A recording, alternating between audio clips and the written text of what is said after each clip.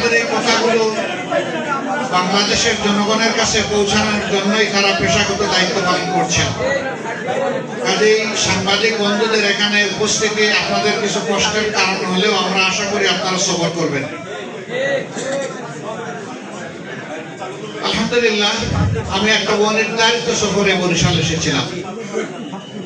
আমি মূলত এই অঞ্চলের অনেকগুলা বড় মার্কাজ রয়েছে, প্রধান 3টা মার্কাজের 2টা মার্কাজে আজকে যাব একটু দোয়া নেওয়ার জন্য।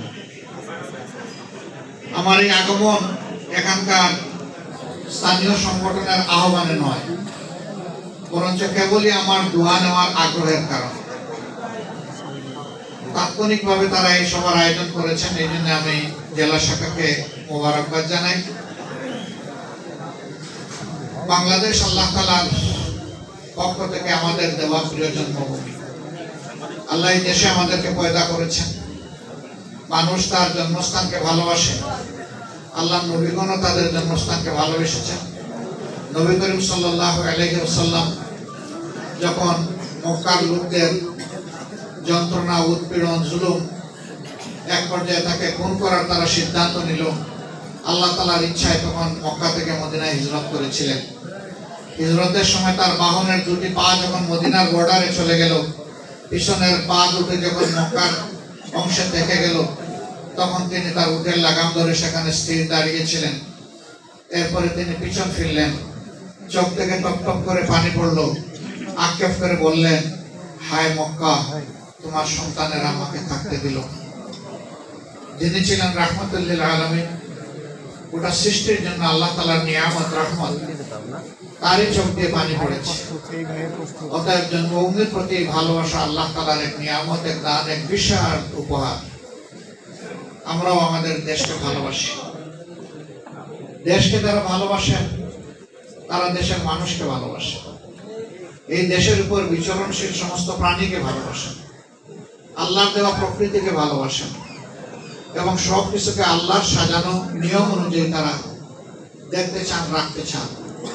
যতক্ষণ পর্যন্ত আল্লাহ তাআলার দেওয়া বিধান অনুযায়ী আল্লাহর সৃষ্টির ভারসাম্য এবং তাদের সাজগুজ রক্ষা পায়, ততক্ষণ পর্যন্ত এই সমাজ হয় একটা নিয়ামত ভরা সমাজ, শান্তির সমাজ, বরকতময় সমাজ।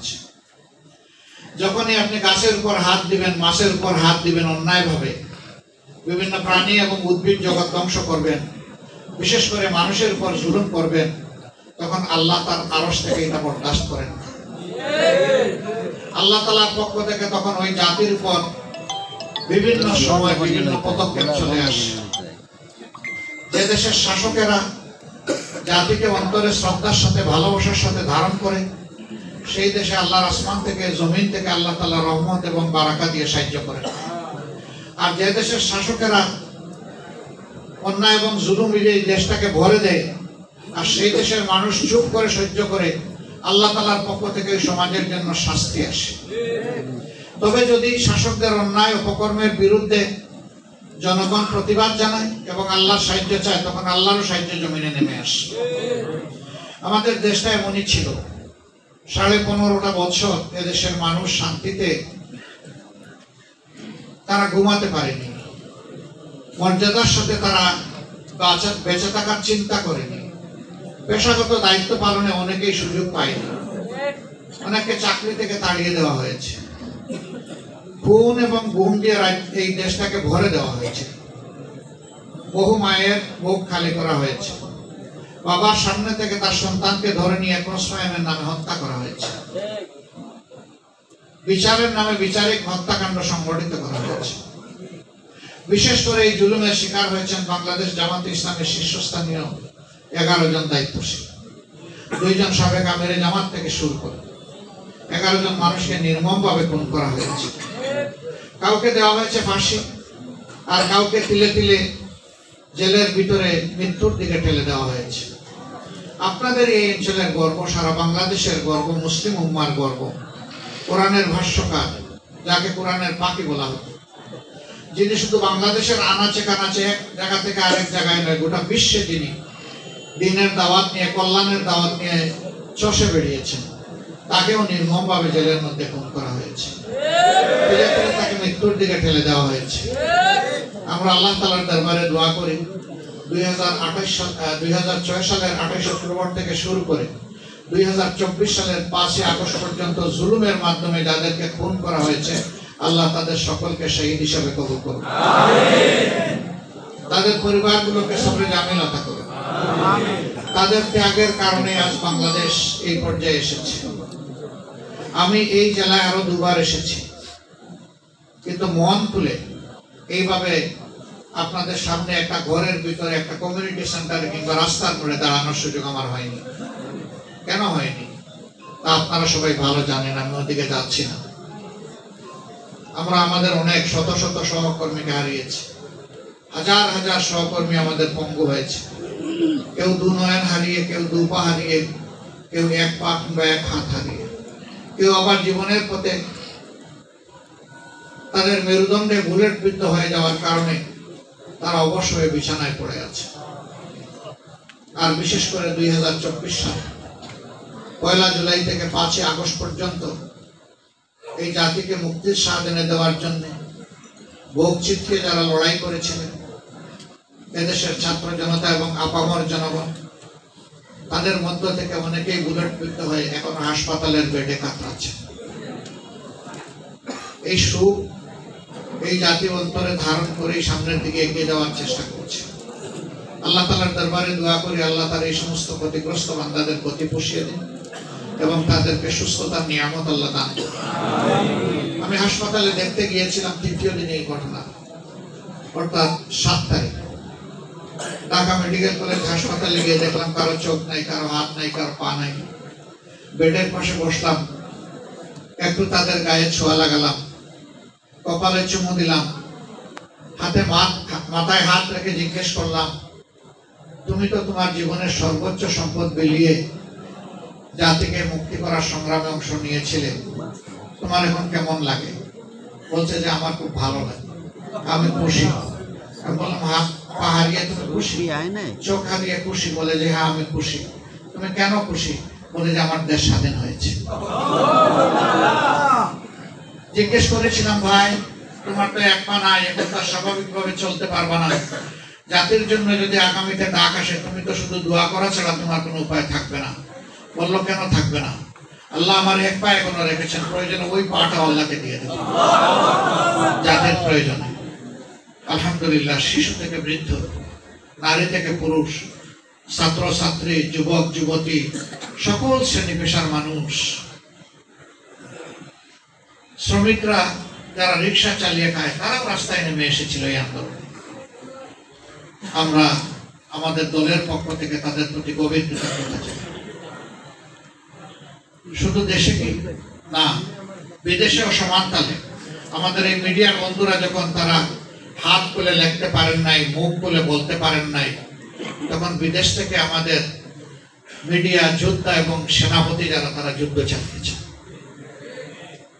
তারা কেউ কেউ এই যুদ্ধ করতে গিয়ে বিদেশে তাদের জীবন ঝুঁকিতে পড়েছে, আবার দেশে থাকা তাদের আত্মীয় স্বজনের উপর অন্ধকার নেমে এসেছে। জুলুম অত্যাচার করা হয়েছে, এখানে এসে জেলে নেওয়া হয়েছে, পরিবারকে শান্তিতে থাকতে দেওয়া হয়নি। আবার যারা প্রবাসী সাধারণ মানুষ, তারা সেখানে রিমিটেন্স বন্ধ করে বলছেন না, এই জালিম সরকারকে আমরা রিমিটেন্স দেব না। সেই রিমিটেন্স যোদ্ধারাও এই যুদ্ধে অংশগ্রহণ করেছেন। বাংলাদেশের রাজপথের মতো আবেগ ধরে রাখতে পারেননি, উচ্ছ্বাসে, আবেগে, ক্ষোভে, যন্ত্রণায় আমাদের কিছু প্রবাসী বন্ধু দুনিয়ার বিভিন্ন দেশের রাস্তায় তারা মিছিল করেছে।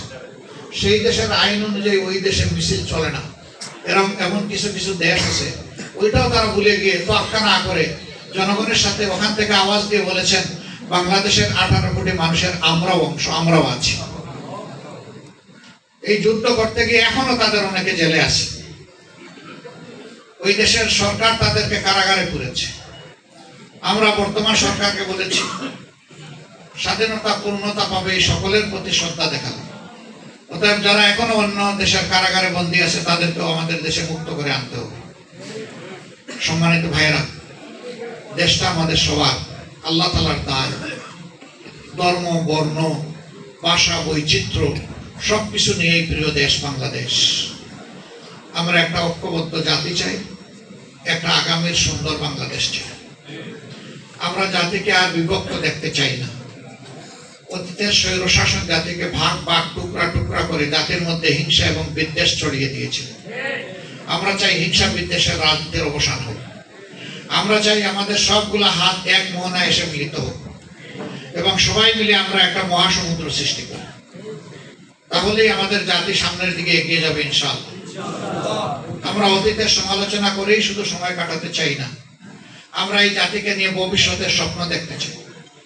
আমরা এমন একটা দেশ চাই যেই দেশটি পাওয়ার জন্য ১৫০০-এর অধিক আমাদের সন্তানেরা তাদের জীবন দিয়েছে। ২৪,০০০-এর অধিক আমাদের প্রিয় সহকর্মীরা, এদেশের মানুষেরা তারা পঙ্গু হয়েছে। যেই দেশ দেখার জন্য তারা স্লোগান দিয়েছিল, উই ওয়ান্ট জাস্টিস। আমরা সমতার, ভারসাম্যের, বৈষম্যহীন একটা দেশ দেখতে চাই, যে দেশে সামাজিক ন্যায় বিচার বা সুবিচার প্রতিষ্ঠিত থাকে। তারা সেদিন বলেছিল তাদের খুব যন্ত্রণা প্রকাশ করতে গিয়ে দানা মেলে বলেছিল, বুকের ভিতরে তুমুল ঝড়, বুক মেলেছি গুলি কর। কেন তারা বুক পেতে গুলি করার কথা বলল? তারা এই কারণে বলল, সকল সমাজের যুবকেরা তাদের যৌবনের ধর্ম অনুযায়ী তারা থাকে অন্যায়ের বিরুদ্ধে। তারা দেখেছে সমাজের রন্ধ্রে রন্ধ্রে অন্যায়, খুন, গুম, ধর্ষণ, লুণ্ঠন, দেশের সম্পদ লুণ্ঠন করে বিদেশে পাচার। আবার মেধার মূল্যায়ন দেওয়া হচ্ছে না, বরঞ্চ সবকিছুকে মেরিটোক্রেসির উপরে পলিটোক্রেসিকে স্থান দেওয়া হয়েছে। মেরিটকে জায়গা না দিয়ে রাজনীতিকে স্থান দেওয়া হয়েছে। তুমি আমার দল, অতএব তুমি থাকবা, তুমি আমার দল না, তোমার কোনো জায়গা নেই, পালাও। এই সমস্ত যন্ত্রণায় তারা বলেছিল, হয় আমাকে অধিকার দে, নইলে আমাকে গুলি দে। আবু সাইদ সেই কথা বলেছিল, তার বিশ্বাস ছিল সে অধিকার পাবে, তাকে গুলি করা হবে না, কিন্তু তাকে পরপর ৩টা গুলি করে শেষ করে দেওয়া। সে আমাদের আইকন, সে আমাদের সেনাপতি এই স্বাধীনতা যুদ্ধে। আমরা তাকে শ্রদ্ধা, ভালোবাসা এবং সেলিউট জানাই। শুধু সে নয়, তার সাথে যুদ্ধ করে যারা জীবন দিয়েছে তাদের সকলের প্রতি ভালোবাসা, শ্রদ্ধা, কৃতজ্ঞতা, সেলিউট। এরা আমাদের সম্পদ, এরা জাতীয় বীর। যারাই লড়াই করেছেন, পঙ্গু হয়েছেন, আহত হয়েছেন, অক্ষত থেকেছেন, সকলেই আমাদের জাতীয় বীর। মিডিয়ার বন্ধুরা আমাদেরকে জিজ্ঞেস করেছেন যে আপনাদের দলের কতজন এবারকার এই যুদ্ধে শহীদ হলেন। আমরা বলেছি, আবার বৃদ্ধ বনিতা, ধর্ম, বর্ণ নির্বিশেষে যারাই জীবন দিয়েছেন তারা সকলেই আমাদের বীর, আমাদের শহীদ। আমরা দলীয় ভিত্তিতে আমাদের শহীদদেরকে পরিচিত করতে চাই। তারা জাতির সম্পদ, জাতীয় বীর। আমরা তাদেরকে সেই উচ্চতার মিনারে রাখতে চাই, দেখতে চাই। সম্মানিত সহকর্মীবৃন্দ, আমরা তাহলে কেমন সমাজ চাই? আমরা একটা মানবিক সমাজ চাই, যেই দেশে মানুষ মানুষকে সম্মানও করবে, ভালোবাসবে, ঘৃণা এবং হিংসা থাকবে না, প্রতিহিংসার আগুন জ্বলতে থাকবে না, বরঞ্চ ওই আগুনকে নিভিয়ে দেওয়া হবে। আমরা এমন একটা দেশ চাই যে দেশটা হবে দুর্নীতি মুক্ত। ঘাটে ঘাটে, জায়গায় জায়গায় চাঁদাবাজি, দখলদারি, ঘুষ বাণিজ্য চলবে না যে দেশ, এমন একটা দেশ আমরা চাই। বলবেন যে আপনাদের চরিত্রে এটা আছে কিনা? আলহামদুলিল্লাহ, আমরা চেষ্টা করছি সেটা রাখার। আপনারা জানেন আমাদের শীর্ষস্থানীয় 2জন দায়িত্বশীল তারা মন্ত্রী ছিলেন, যাদেরকে পরবর্তী পর্যায়ে জুডিশিয়াল ট্রায়ালের মাধ্যমে কিলিং করা হয়েছে। তারা 3টা মন্ত্রণালয়ে সাফ করেছিলেন। আল্লাহ দেওয়া 4টা হাতের 20টা আঙ্গুল ছিল তাদের পরিচ্ছন্ন, দুর্নীতি মুক্ত। কোন দুর্নীতির দুর্গন্ধ তাদের হাতে লাগে নাই। তাদের রেখে যাওয়া অনুসারীরা এই সংগঠনে বর্তমানে আছেন। আমরা কথা দিচ্ছি, আমরা আল্লাহকে ভয় করে যদি কোনোদিন জনগণের খেদমত করার সুযোগ পাই, তাহলে সেবক হিসাবে কাজ করবো, মালিক হিসাবে নয়। অতীতে যারা ক্ষমতায় গিয়েছেন বলেছেন জনসেবা পরম ধর্ম, এরকম স্লোগান আপনারা দেখেন নাই, শুনেন নাই, কিন্তু সেই ধর্মকে ক্ষমতায় যাওয়ার পরে ভুলে গেছেন। 180 ডিগ্রি অ্যাঙ্গেলে তারা ঘুরে গেছে। তারা তারা জনগণের সেবক হওয়ার কথা ছিল, তারা মালিক জমিদার হয়ে বসেছেন, আর জনগণকে তারা তাদের ভাড়াটিয়া মনে করেছে। আমরা জনগণকে ভাড়াটিয়া দেখতে চাই না, আমরা বাংলাদেশের মানুষকে মর্যাদাবান নাগরিক হিসেবে দেখতে চাই। আমরা কেমন বাংলাদেশ চাই? আমরা এমন একটি বাংলাদেশ চাই যেই দেশে লেখাপড়া করে যুবকেরা তারা বেকারত্বের অভিশাপে আত্মহত্যা করবে না, এমন একটা বাংলাদেশ দেবে। তাদের হাতে নিষ্কর্মা নিষ্ফল কয়েকটা কাগজের টুকরা সার্টিফিকেট হিসেবে তুলে দেওয়া হবে না, বরঞ্চ তার শিক্ষার পাঠ চুকানোর সাথে সাথে তার হাতে কাজ তুলে দেওয়া হবে। শিক্ষাকে নৈতিকতা এবং বাস্তবতার ভিত্তিতে আমরা ঢেলে সাজাতে চাই। এমন একটা বাংলাদেশ আমাদের প্রয়োজন, এমন বাংলাদেশ প্রয়োজন যেখানে মসজিদ, মন্দির, মঠ, প্যাগোডা কিংবা চার্চ পুরোটাই পাহারা দেওয়ার দরকার পড়বে না। মিলেমিশে আমাদের সুন্দর বাগানে আমরা থাকবো। যার যার কাজ, যার যার ধর্ম, সে তার রুচি এবং তার চিন্তা অনুযায়ী সে আদায় করবে, সেখানে কেউ হস্তক্ষেপ করার দুঃসাহস দেখাবে না। সেই বাংলাদেশটি আমরা চাই। তার কোনো প্রমাণ আছে কিনা? অবশ্যই আছে, অবশ্যই আছে। এই দেশে এই যে সম্প্রতি চট্টগ্রাম আদালতে একজন আইনজীবীকে কিছু উগ্র গোষ্ঠী হত্যা করলো, তারা চেয়েছিল এর মাধ্যমে বাংলাদেশকে তপ্ত একটা সোসারে পরিণত করবে। ফুটতে থাকবে বাংলাদেশ, জ্বলতে থাকবে বাংলাদেশ, ভুলে খেলা হবে রক্তের। কিন্তু আলহামদুলিল্লাহ এদেশের দায়িত্বশীল মানুষ, বিশেষ করে মুসলমানরা, শত্রুদের পাতানো ফাঁদে পা দেয় নাই, কারো একটা লুম ধরেও টান মারে নাই। আমরা আমাদের সহকর্মীদেরকে বলেছিলাম, আমরা ধৈর্য ধরেছি অতীতে, ধৈর্য ধরবো, এখন ধৈর্য ধরবো আগামীতে ইনশাআল্লাহ। আমরা এই দেশের জন্য ত্যাগ স্বীকার করেছি, এখন করছি, ভবিষ্যতেও করবো ইনশাআল্লাহ। অতএব শান্ত থাকতে হবে, ধৈর্য ধরতে হবে। আলহামদুলিল্লাহ সবাই শান্ত থেকেছে, ধৈর্য ধরেছে। আমরা সেই বাংলাদেশটাই চাচ্ছি, যে মিলেমিশে ফুলের বাগানকে সবাই আমরা সাজাবো ইনশাআল্লাহ। আমরা আর কেমন বাংলাদেশ চাই? আমরা ওই বাংলাদেশ চাই যেই দেশের কোর্ট, কাছারি, অফিস, আদালত, মিল, সেক্টর, ইন্ডাস্ট্রি, কর্পোরেশন, স্বায়ত্তশাসিত শাসিত প্রতিষ্ঠান, কোথাও গিয়ে আপনি লাঞ্ছিত হবেন না, অপমানিত হবেন না, কারো ভিক্ষা আপনাকে চাইতে হবে না, বরঞ্চ আপনার অধিকার আপনাকে সম্মানের সাথে দিতে হবে। সেই বাংলাদেশ চাই। শ্রমিক তার ঘামের অধিকার পাবে, মূল্য পাবে। কৃষক তার মাঠে যে ফসল ফলায় তার মর্যাদা পাবে। অফিসের কর্মচারী আল্লাহকে ভয় করে কলম চালাবে। বিচারকের আসনে বসে মানুষের উপরে জুলুম করবে না। আমরা সেই বাংলাদেশ চাই। আপনারা কি এমন একটা বাংলাদেশ চান?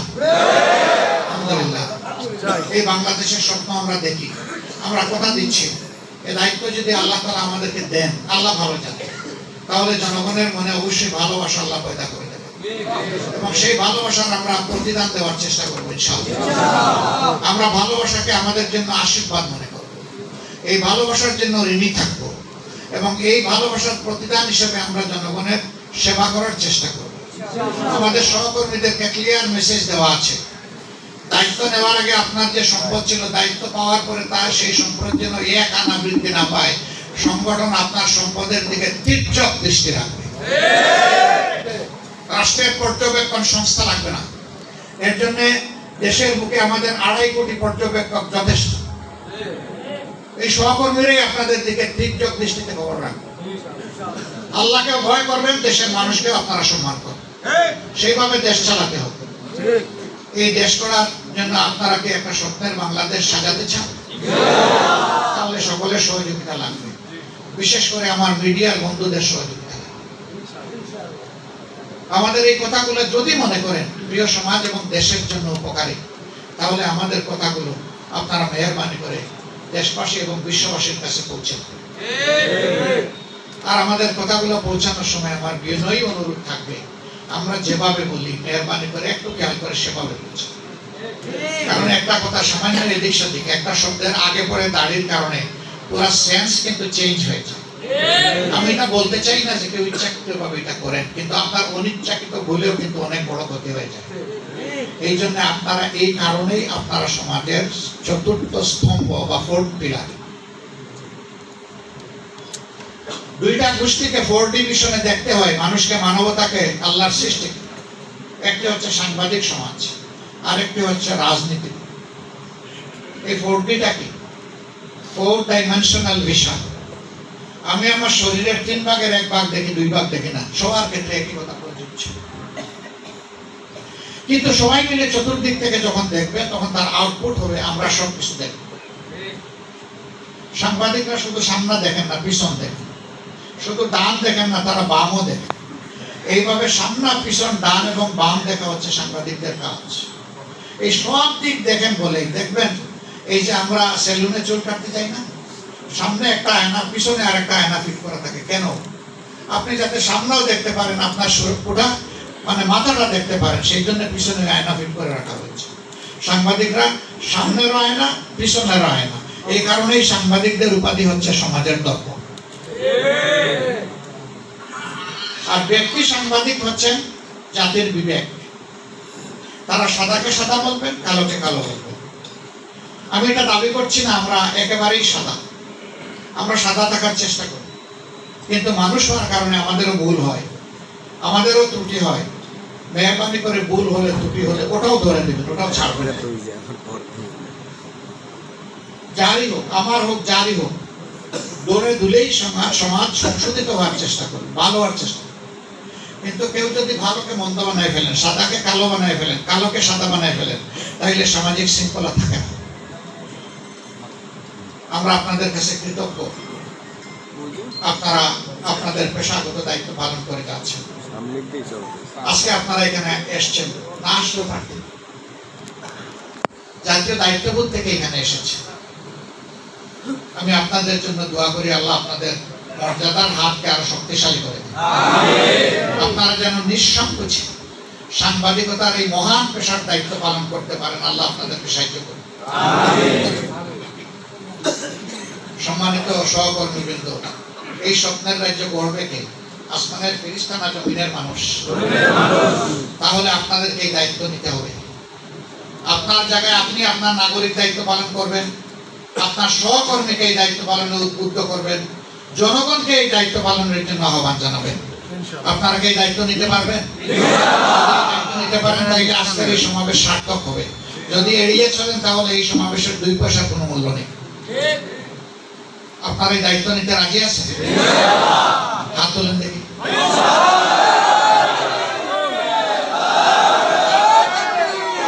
আমি দেখলাম না। একটা নিষ্কলুষ আগামী শান্তিপূর্ণ সুন্দর বাংলাদেশ, সমৃদ্ধির বাংলাদেশ, মর্যাদার বাংলাদেশ, সহনশীলতার বাংলাদেশ, সাম্প্রদায়িক সম্প্রীতির বাংলাদেশ গড়ার জন্য যে হাত তুলেছেন, আমি হয়তো ইন্ডিভিজুয়ালি সকল হাতের সকল জাইরাস এবং সাইরাস আমি দেখি নাই, কিন্তু আমার আল্লাহ দেখেছে। হাত তুলে আল্লাহ কবুল করুন। হাত তোলার কথা ভুলে যাবেন না, এটা কিন্তু আল্লাহর কাছে দেওয়া ওয়াদা। এই ওয়াদা আমাদেরকে পূরণ করতে হবে ইনশাআল্লাহ।